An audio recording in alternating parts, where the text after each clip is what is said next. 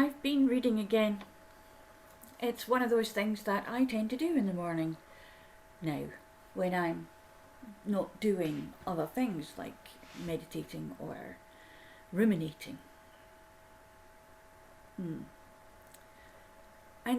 what I was reading was interesting to me because I think that, and I believe that, when the universe and your universal mind sees that you are making an interest in something, you start to find these things showing up so that you can explore them more or take advantage of the situation more and see exactly what it is that your mind is rooting around for.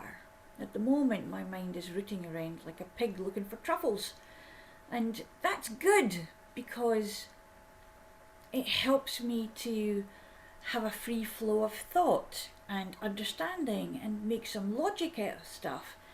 The other thing it does though is it just demoralises and demolishes my to-do list. Are you a to-do list person? I started it recently. I keep starting to-do lists and then realise that it's an exercise in futility because that's all they are. It is what it says, a to-do list. It's not a I have done list. So it's never ending. There's always something to do. And I think that's why I tend to scrap them. Also, I get distracted. And distraction is a wonderful thing. And in this article that I was reading this morning, well, the best idea of what distraction is really came to the fore. And I'm going to read it to you because I think I can read it to you now. A distraction is any action that pulls us away from what we intend to do. The opposite of distraction is not focus, it's traction. Both words come from the same Latin root trahere, which means to pull. Both words also end with the same 6-letter word, action, reminding us that both traction and distraction are actions we decide to take, not things that randomly happen to us. So we have a choice. Now actually, in seeing that and the lovely little thing that he put on it, immediately I saw, wait a minute, that's cause and effect, NLP, a toward and away thing when we look for values that are serving us and those that don't serve us. And it's saying understanding the distinction between traction and distraction is critical. Of course it is. We cannot call something a distraction unless we know what it is distracting us from. I mean, that's just common sense, really, isn't it? However, he also came away with a cracker about identity. And I wrote that one down too, because it was, it's about changing habits, and what happens when we change our habits seemingly requires a long-term adherence to a new set of actions necessitates seeing ourselves differently. So by making these behaviour changes, what this person is saying is that we're changing our identity. That's when my pig really started putting his snout in the ground and really going for those truffles of thought. And I started to muse on that. And you're getting to understand what it's like when I muse on things. And I have looked at this before, and this is why I'm thinking, this is the universe working with me, because this is showing me what I need to be doing now. And synchronistically, there was a post on Facebook in one of the groups that I'm in about routines. I don't like the word routine. I don't like the word routine because it was used as a rod over my back by my mother when I was at school and my teachers. And it was a case of, you will plough this furrow and you will stay in this furrow, you will stay in this groove. You will not get out of this groove. And that was my idea of what a routine was. It was something that hampered you, it was something that imprisoned you, it was something that was not my favourite idea of how I was going to live my life. So I became a very, very distracted person because I would not get into the groove. I had my own grooves to get into. which of course led me to where I am now to a certain extent. However, is that my identity? Yeah, I'm a kind of a maverick, I'm kind of a rebellious person, in small ways, not in a kind of Che Guevara type of way. Although who knows? Who knows what anybody can say, because we're wired in certain ways, and when it comes to our identity, we don't really very often look at it and say, there, bang, this is the stamp of my identity, and therefore it shall be like this forever. Because we change with life's little flurries and knocks and cyclones. We change. We sway, we move, sometimes we break. And that can be when we lose track of our identity, who we are. But actually, I am of the thought that we don't always know exactly who we are throughout our lives, because we are so many things to so many people. And this is where it comes to the Chinese proverb, know yourself and ride a tiger, too afraid to stay on and terrified to jump off. It's the tiger that's the interesting part. Shifting, moving, powerful, so powerful, deadly sometimes. And you may have heard the expression of catching a tiger by the tail. Now there's a thought.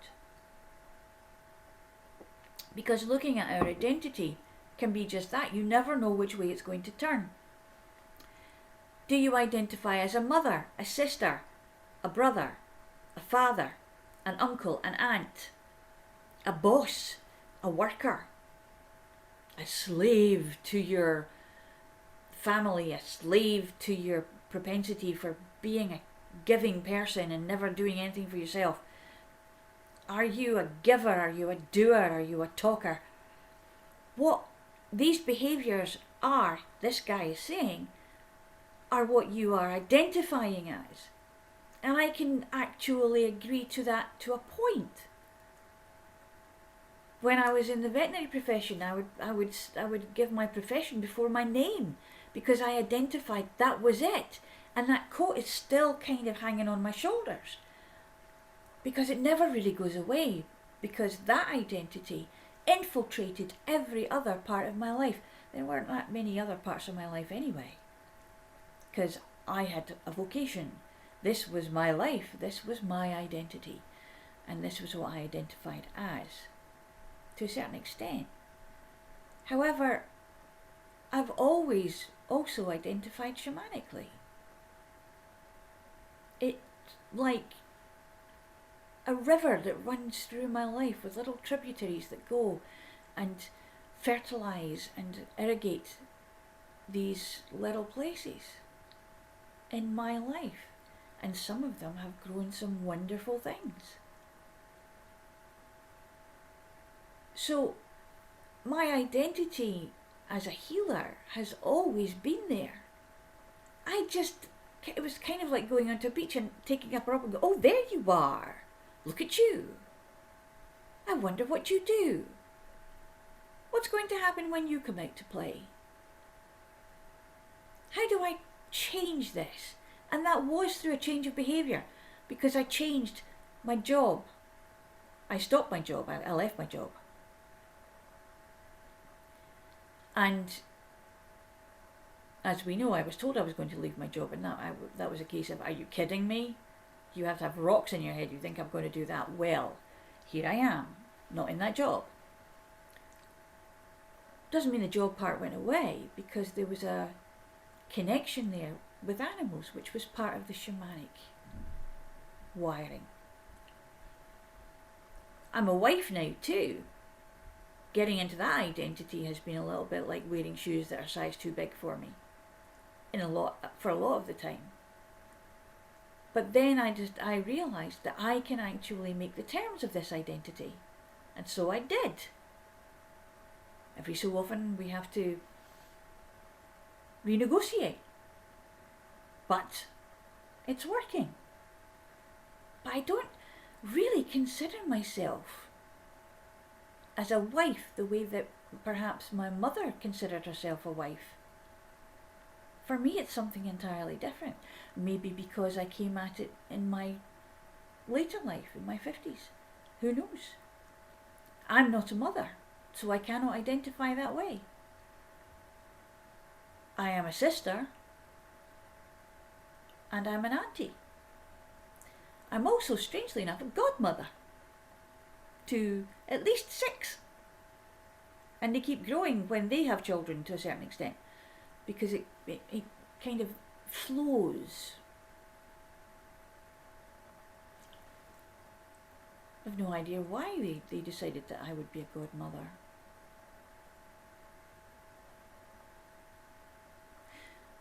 I asked one of them at one point, don't you like your children very much? And they laughed. And, well, you know, you have more responsibility in you than I think you know you have. And that really hit me. I was like, responsibility? Ooh. What is that? Do I like that? Not sure. I want to be responsible for another human being. Which is possibly why I didn't get married until I was 50. Because, you know, took that one away. So, identity in behaviour. I'm also in a programme on weight loss, which is all about, for me, the factor of how I think about my weight and my body and myself. There's a kind of alchemy in there, which I'm exploring, and this is where this is coming up too. Because when you're doing things like, I'm going to lose weight, making resolutions particularly, unless you keep up consistently with that, you're not changing your behaviour, therefore you're still identifying as a person who needs to lose weight. So that becomes a to-do list, a never-ending, it's not an I have done. But with this, it is a to-do list because you're never done when you're changing the way that you see yourself. Until one day you actually see yourself that way, you will never be done. And even then, we are always, are we not, seeking new things to be doing, to be being, to be understanding? Or we get stuck in a groove of routine and habit, and we don't go anywhere. Is that a good thing? For some of us, maybe it is. For some of us, that's all we require. We're quite happy being secure in our groove. We get into that groove and we stay there. And everything is happy. Or at least content. Happiness isn't always being stuck in a rut, which is another kind of groove. That can be familiarity, slight contentment, putting up with that so that you don't have to stick your head up above the parapet to look and see what else is there, because there's a fear that you might get your head shot off. There might be nasties out there, things you don't want to deal with. So if you don't want to deal with them, you stay where you are. But there also might be wonderful things out there.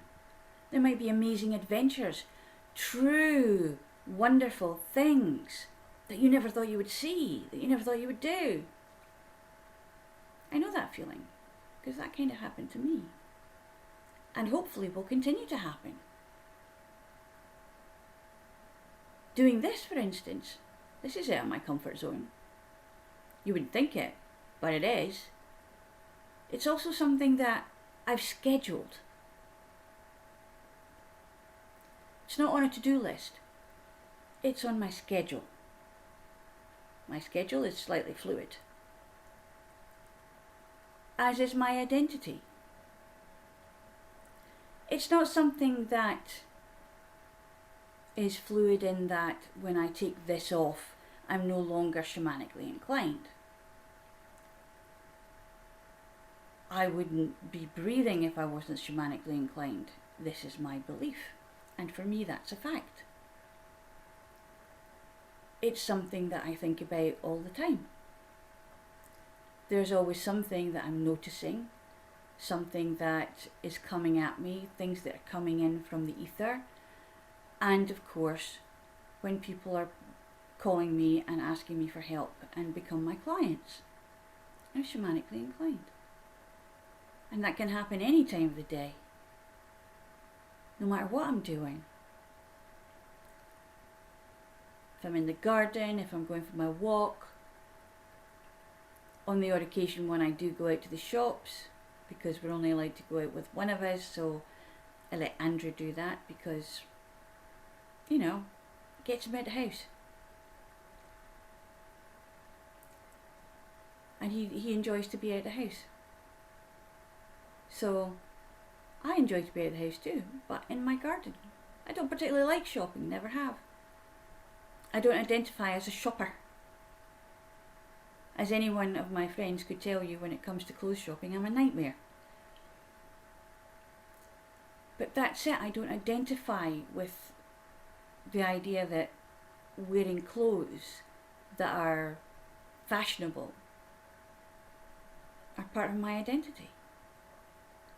I'm not outwardly identifying myself as a fashionista, if you like.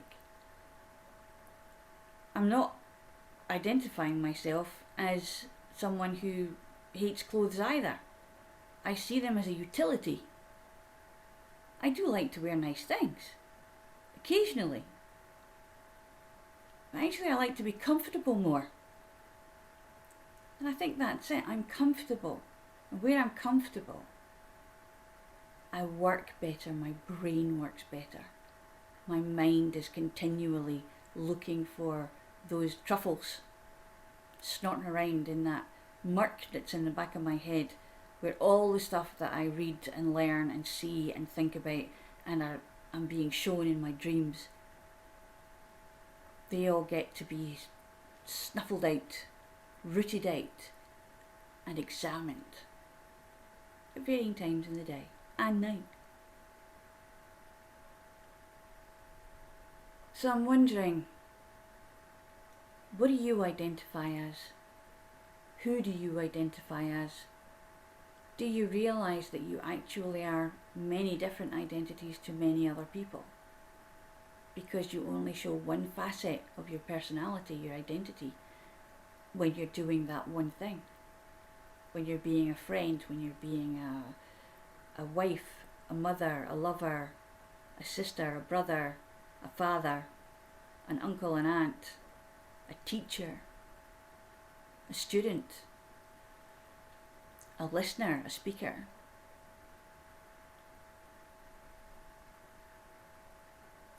And the behavioural changes, they tend to get packed down in there because for some reason it's almost as if we've bundled all these different identities, these ideas of our identity, of who we are. And for each one that we drop, we stop and pick up. And this bundle that we carry, we don't want to let any of it go because we feel that we're going to be losing part of ourselves. Why don't we think more that we are going to be accumulating more by pulling all of these things into the one and stop being the fractured mirror and become ourselves? I wonder what it would be like to find out who we are and then understand that behavioural change is actually the result of understanding that one thing. We are above and beyond, in reality, all the little behaviours of saying, I'm a smoker, I'm a comedian, I'm an angry person, I'm a teacher, I'm a lawyer, I'm a vet nurse, I'm this, I'm that. I'm a person. I'm an individual, energetic being with spirit and mind and body. I'm alive to the prospect of being in connection with all the other spirits, minds and bodies in the world. And that includes the four-legged ones, the two-legged ones, the swimming ones, the standing ones, the rock ones.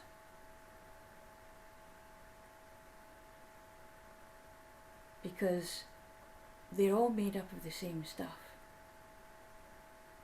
But it's the spirit part that is everlasting. It's the spirit part that goes beyond the body. It goes beyond sometimes even the mind.